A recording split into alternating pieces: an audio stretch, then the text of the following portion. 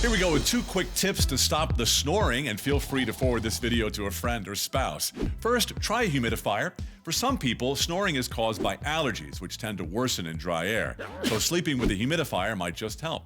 Next, there's the tennis ball solution. Research shows that many snoring patients can be cured just by sleeping on their side. That's because side sleeping stops your tongue from blocking your airway.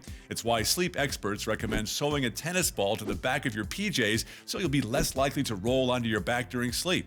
And remember, snoring can absolutely be a sign of other serious medical issues, so it may be best to see a sleep specialist. And you can find one at sleepfoundation.org.